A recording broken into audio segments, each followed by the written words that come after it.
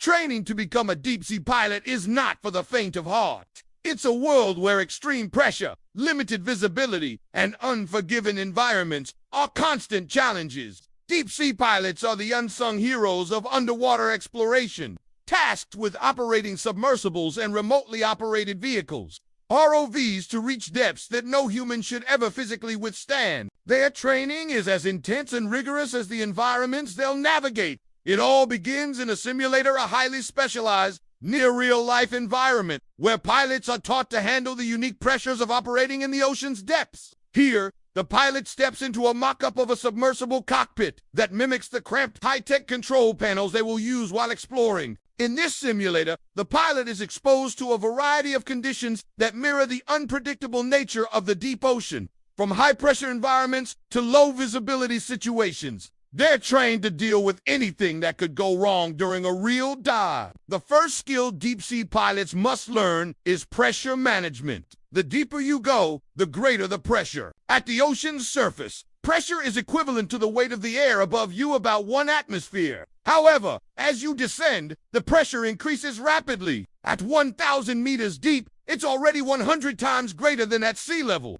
At the deepest point of the ocean, the Mariana Trench, the pressure is over 1,000 times greater than what we experience on land. To prepare for this, pilots undergo rigorous physical conditioning and psychological training.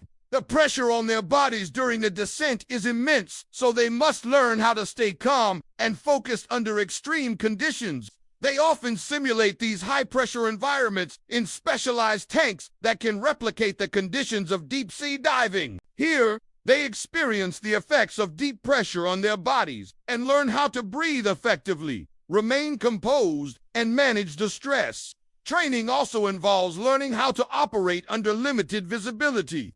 Below 200 meters, sunlight disappears entirely, plunging the environment into darkness. In the abyss, it's not just the absence of light that's a challenge, but the swirling particles, bioluminescence, and shifting currents. Pilots must rely on advanced sonar systems, submarine lights, and hydrophones to navigate the inky blackness. Another critical part of the training is learning how to maintain control of the submersible while being battered by ocean currents. At extreme depths, the current can be surprisingly strong and unpredictable. Pilots must be adept at using the submersible's thrusters and ballast systems to adjust their position, hold steady, and avoid obstacles, all while maintaining a delicate balance of buoyancy and stability. But the training doesn't stop at just operating the submersible. Pilots must also be prepared for emergency scenarios.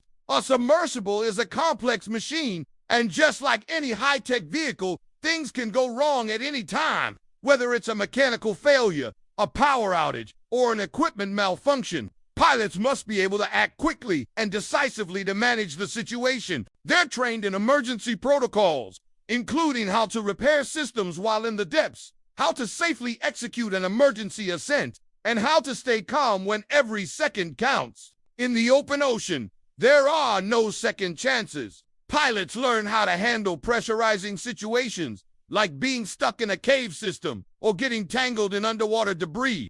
The stakes are high, and the margin for error is slim. But this is part of the allure of the job, pushing human capabilities to the edge, all in the pursuit of knowledge. In addition to technical skills, deep-sea pilots also undergo psychological training. Spending long hours submerged, often in confined spaces, can take a mental toll. Pilots need to maintain clarity and focus in the face of isolation, extreme conditions, and potentially life-threatening situations. They are taught techniques to manage stress, stay mentally sharp, and maintain a positive mindset during long, grueling expeditions. They are also trained to work effectively as a team, often collaborating with scientists, engineers, and marine biologists to achieve specific goals during a mission. While the physical training is tough, the psychological aspect of the job can be just as challenging. Pilots are required to spend weeks at a time in submersible cockpits, cut off from the outside world. During these times, they learn how to deal with loneliness, the claustrophobic environment, and the constant pressure of their work. It's a test of mental resilience where every decision they make could have serious consequences. As their training progresses, deep-sea pilots often undergo real-world simulations in increasingly difficult conditions. They practice operating in the coldest waters, dealing with unexpected wildlife encounters, and overcoming technical difficulties while underwater.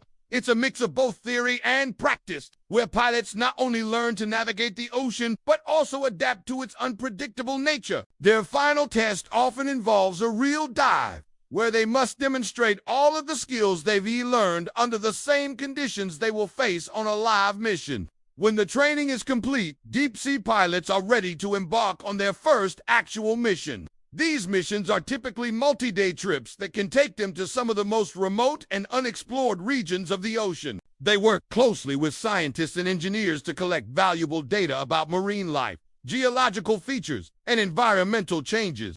In the process, they're able to contribute to groundbreaking discoveries that expand our understanding of the deep sea. And through it all, they remain calm under pressure, prepared for whatever the ocean throws at them. In a way, deep-sea pilots are like the astronauts of our planet's oceans. They push the boundaries of human exploration, venturing into a world so alien, so extreme, that only the most skilled and resilient individuals can survive. The pressure they face isn't just physical, it's a test of willpower, determination, and the courage to explore the unknown.